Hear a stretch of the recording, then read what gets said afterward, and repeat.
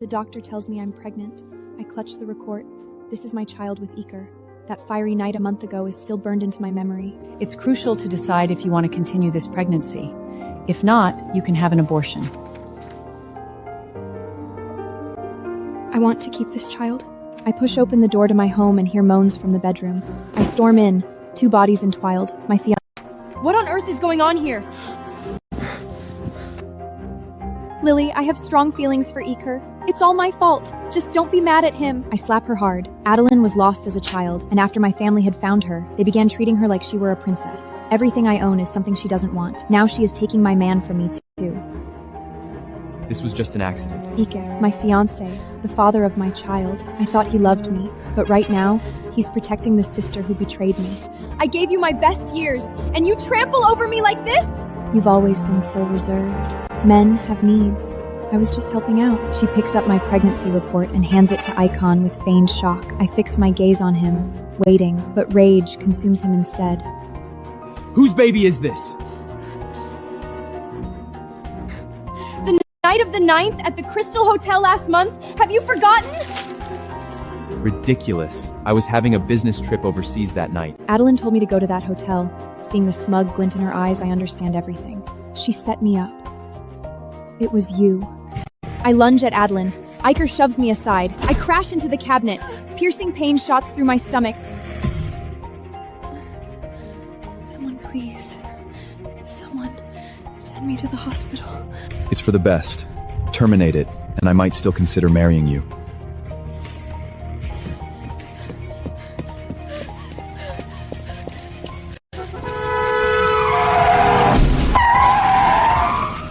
Unconscious, my fingers clawed the ground bloody. I vow to crawl back, new face, new identity, and make sure you all have the consequences you deserve for what you've done to me. Iker, Adeline, your nightmare has only just begun. After that car accident, my body fails to hold the pregnancy. The baby comes early at 7 months and fights in the incubator for a week.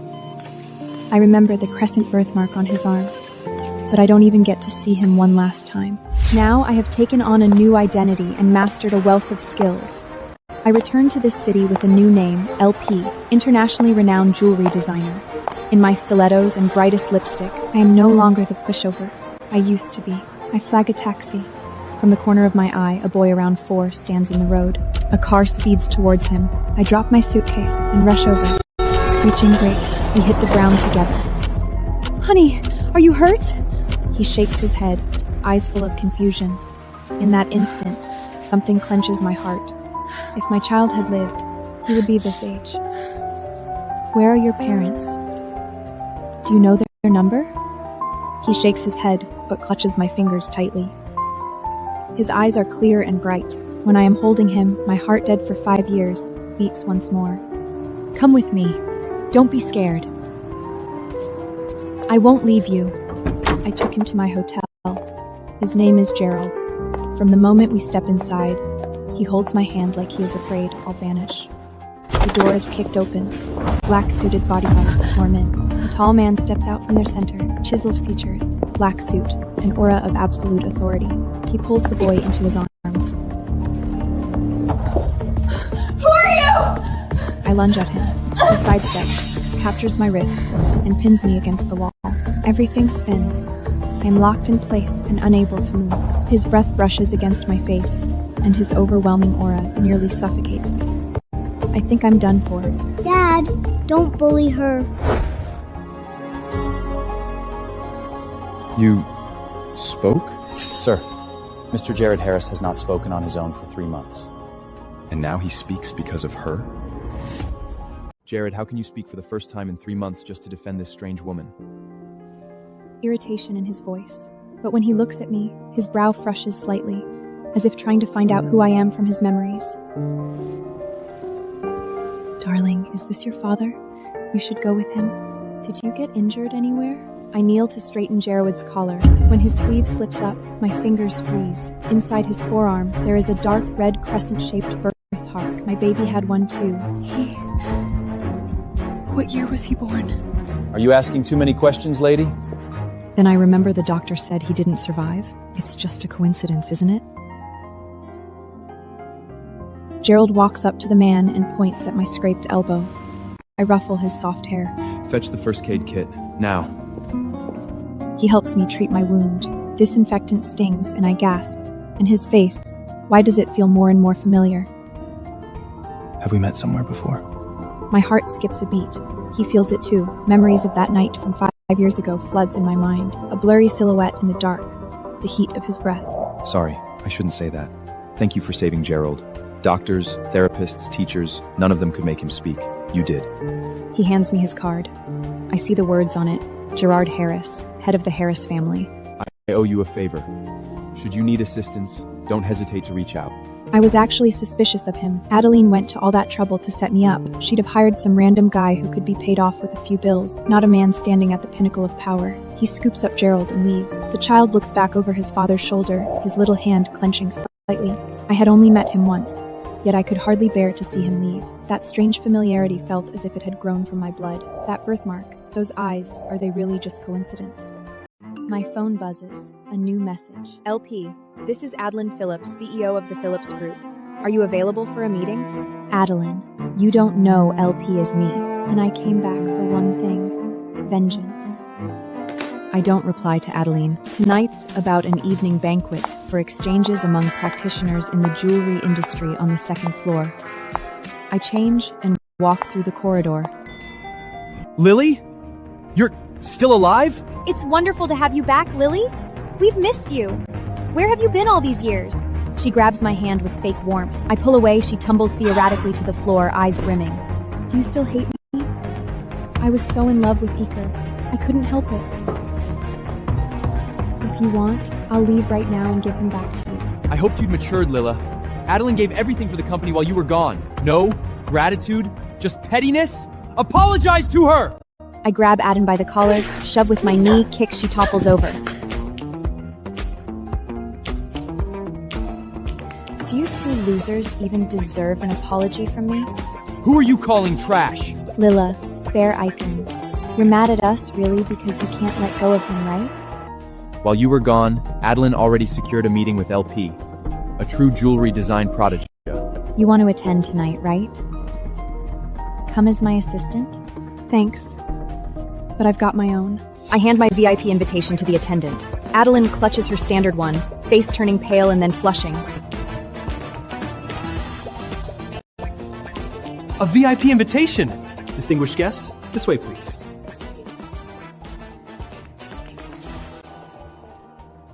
I walk straight to tonight's host. Kylie Hughes of the Hughes family. A socialite in Isleywood who holds half the elite's orders in her hands. Your LP? In the flesh. What an honor! Could you make a jewelry set for my daughter? Of course. Kylie barely turns when a figure rams into my shoulder. Red wine splashes. I recognize that face. My bag! Her white limited edition bag bears ugly wine stains. The corner of her mouth lifts. She's not upset, she's smiling. 5 years, and she hasn't changed. This bag is one of 10 bags set with blue diamonds. Cleaning would ruin its value. Just give me $300,000. $300,000 for this bag? You did this on purpose, didn't you, Lila? I know, arguing is useless. They just want to humiliate me in public. Mr. Lewis has such unique taste, gifting his sweetheart a counterfeit bag. You're lying! I reach out and pluck a blue diamond from the bag. I hurl the diamond to the floor. A crack rings out. It shatters. Shards fly. Gasps ripple through the crowd. Real diamonds don't shatter like that. Fakes stay fakes, no matter how you wrap them. Adeline's face turns pale and then flush red. Iker's lips tremble. The guests struggle to hold back their laughter. The real one is on the way. Oh, really? Mr. Lewis? Can't you even afford a real bag for your girlfriend? Adeline hopes she could just disappear into the air. Iker clenches his fists, but can't say a word. This is my first revenge on them, but it won't be the last. So you joined Aurora right after returning? Still bitter about the past and that pregnancy out of wedlock? Lila, as a Phillips, how can you work for our competitor? You swore you loved me, then slept with my sister. Now you lecture me on loyalty? You carried another man's child and refused to terminate. Iker had no choice but to end the engagement. Sweetheart, Don't be sad. Your snick beats Adeline's. I've got a business proposal for you. Confidence is fine. Bad manners, not so much. Drop the act! Everyone knows your reputation! I turn to leave. He lunges at me, enraged. I am about to throw him over my shoulder. A deep, commanding voice slides through the noise. Miss Phillips. And sees someone in black suit with an aura of dominance. It's Jared Harris. He sidesteps Adeline and stops in front of me. Her rosy glow drains to ash. Hope I'm not intruding. I have a business proposal, if you're interested. My heart skips a beat. Not because of his power, but because in front of everyone, he chose me. Mr. Harris, you are talking to me in person. Of course I'm interested. Adeline's face is ashen. Iker grips his glass, knuckles pale. Gerard hands me the sharpest blade for my revenge. Your intervention was timely, Mr. Harris. Thank you. I genuinely want to discuss a partnership with you. Shall we exchange our contact details? He looks at me with a faint smile. Just as I reach for my phone, I catch Adeline heading this way. No, she's practically chasing after us. She saw Gerard defend me, and she was obviously consumed by jealousy. She can't stand to see me doing well, least of all getting acquainted with a man like Gerard. Lila, surprising to see you know Mr. Harris. Mom's been worried about your marriage. After all, you had someone else as a child. At least I have integrity, unlike some who steal their sister's man. Funny you mentioned that. I have a child out of wedlock too. Adeline's face falls. She slinks away. As I watch her retreat in disgrace, a wave of satisfaction washes over me. Gerard doesn't even look at her. I look up from the sink, a disgusting face in the mirror. Iker. How do you know Mr. Harris? None of your business. He grabs my wrist, hard enough to hurt me. His gaze drops to my lips. That face of the man I once kissed now, it only makes me want to vomit. Still angry? I know you still have feelings for me. He leans in, that mouth, the one that kissed Adeline, and God knows how many women, is coming for my lips. Get away! You disgust me! I try to push him away, but he is too strong. His face inches closer. A hand grabs Iker's shoulder from behind and flings him away. A tall figure steps in front of me to shield me from Iker. Gerard stands in front of me like a wall, separating Iker from me. How did he know I was here? She told you to get away. Didn't you hear? Mr. Harris, this is between her and me. I knew what Iker could not stand. He could not stand that I no longer belonged to him. I let out a cold laugh, grabbing Gerard's arm. Mr. Harris is better looking, taller, infinitely richer than you. Why would I ever choose you? Iken opens his mouth to fire back. I steel myself, rise on my toes, and press a kiss to the corner of Gerard's lips. You too. Iker's face turns ashen and then darkens with fury. He turns and staggers away down the corridor. I wanted to pull back after the briefest touch. But the next second, something in Gerard's eyes shifts. You want to use me and just walk away from me? He tightens his arm around me, bends down, and kisses me. No longer for show, a real, possessive kiss. His lips carry a hint of wine, warm and commanding. I should push him away, but my body is frozen. He finally let go of me after an intimate moment. I flush with embarrassment. I turn and walk quickly, nearly running. I should go back to my room. Thank you. The elevator doors open. We both stand in the corridor of the top floor of the hotel, pulling out our key cards at the same time. We're neighbors. Good night. Good night. I duck into my room and lean against the door, my heart pounding like a drum. On the other side of that wall is Gerard. I don't think I'll sleep tonight. When Joseph Merritt, CEO of Aurora Jewelry, sees me, his eyes light up. He knows I'm LP, the designer from headquarters. LPP in person. Let me introduce you at the meeting. Keep my identity under wraps. I want to see how the team is doing first. It's 10 a.m. now. The room buzzes. The director's position has not been taken too long. Deputy Director, Neve Rondell, after years of grinding, thinks it's her turn. Here is our new director, Lily Phillips. Lilia Phillips? The one with the scandal years ago? Used special favors to get the position, didn't she? I slap her. Those who thinks others are filthy are the filthiest themselves. Watch yourself around me. I drive past the kindergarten for rich kids after work. One glance, Gerald is surrounded by a pack of kids, his small body curled up, making him look like an abandoned doll. Only bad kids get abandoned by their moms. You're a bad kid, little mute! Another kid stomps on his backpack, making everything inside out. The children around Gerald clap. You can't talk, and you're a dummy! Your mommy doesn't Gerald's want eyes go red, and he bit his lips so hard that it turns pale, but he makes no sound. He won't even dare to cry. My eyes sting instantly. If my child had lived, would he be bullied like this? No, not on my watch. I rush over and scoop Gerald into my arms. His little body is trembling, ice cold. Who says he has no mommy? He's such a good boy. I'd take him away right now if I could. Gerald looks up at me, tears sliding down, his little hand clutching my clothes. A mean-faced female teacher storms over, her face flushed with anger. Who are you? Probably some man's mistress. Another slap. This time I knock her staggering backward. You're crazy! You know who I'm with? Brad Wyatt! One word from him and you're out of this city. No sooner has she spoken than he rolls. Voice glides to the curb. The door opens. It's Jared Harris. Brad Wyatt stumbles out of another car. He sees Gerard and goes pale. Fool, you think Mr. Harris would stoop to your level? Harris? Ensure she never sets foot in any educational institution again. He turns to me. He says nothing, but his eyes say, with him here, no one can touch me. To thank me, the lovely Gerard insists on treating me to a meal. He picks up the biggest piece of meat on his plate and puts it into mine, gazing at me the whole time with bright, sparkling eyes. Sweetheart, you should have it. You can have it. Then he puts another piece on Gerard's plate. He lowers his head and keeps eating. This kid's thoughtfulness, it breaks my heart. After dinner, passing through the mall, Gerald suddenly tugs at my sleeve. Toy! That one! He is pointing at the biggest prize above the stage, a children's toy set. The promoter immediately swoops in, shoving a flyer into my hand. Valentine's Challenge! Free entry! Before I can speak anything, I'm pulled onto the stage. Gerald clenches his tiny fists below, cheering me on with everything he's got. Gentlemen, lift your partners! Last one standing wins! He lifts me in one motion. My heart races.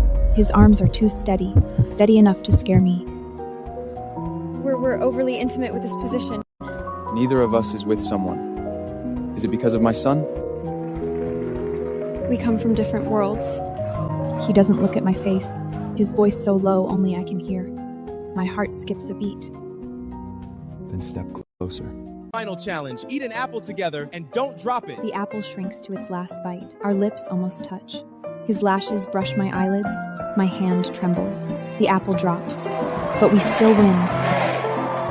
I lift Gerald and plant a big kiss on his cheek. He giggles, then sneaks a peck on Gerard's cheek. The host eagerly snaps the photo. Whispering, Daddy, your face is red. He pockets the photo, his chiseled face giving nothing away. Everything on that stage like it never happened. At my door, he says only 2 words. Good night. Door shuts. I lean against it, hand over my chest. He gave me such a clear signal, and I rejected it.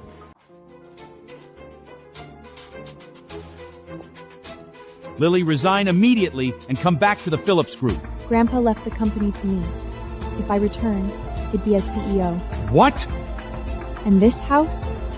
Grandpa left it to me, too. If anyone should leave, it's you 3. Lily, how dare you speak to Dad like that? I going through old sketches in my mother's room. A strange, sweet scent suddenly invades my nose. My heart sinks. So this is the real reason he called me home. I hold my breath and fake a collapse onto the desk. Footsteps approach. Someone lifts me. I'm thrown onto a bed. I'm in a hotel. Hey, gorgeous, you're awake? Don't touch me! Stop pretending. Your father took $1 million from me. Marry me, and I'll give you a rich life. I try to push him away, but I can't move my arms. It's because of an aphrodisiac. Little wildcat, you belong to me.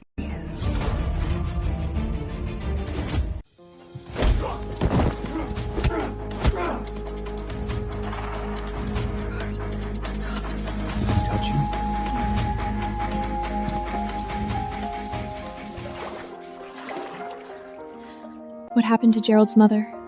She's no longer alive. I'm not the innocent woman you think I am. I was pregnant before marriage. The baby wasn't my fiance's. What happened to the baby? The baby didn't survive. I closed my eyes. No man could accept this. Oh. I was hoping Gerald might have a brother or sister. This city is full of socialites. Why me? From the moment I first saw you, I knew you stood apart from everyone else. A man like him, his feelings might just be a fleeting whim. But right now, I just want to focus on my career. Men aren't on my radar. But I can't lie to myself. After he leaves, I stare at the door, hands still pressed to my chest. This man is tearing down, inch by inch, the defense I spent 5 years building up. When I scroll my phone, I see a post that nearly makes me choke on my breakfast. The Phillips family rammed to a Tycoon's Rolls Royce. Did the Phillips family crash into your car last night? Was it for me? Yes. I've got plenty more at home. A limited edition Rolls Royce, millions in repairs? He doesn't even blink. Lila, can I have your number? Of course. After typing it in, it hits me that I just saved my number on Gerard's phone. That impudent girl texted me to vacate. She's dreaming. Just then, Ricardo Curry, Elliewood's most notorious gangster, stormed in with his crew. Even cops wouldn't cross him. I chose my buyer well. Still here? Your eldest daughter signed the contract herself. Here's the deed. Read it clearly. Dad! Are we really leaving? We've lived here for 20 years. Yes! You want to wait around and get stabbed? But Adeline slipped into my room before leaving. She meant to destroy my things.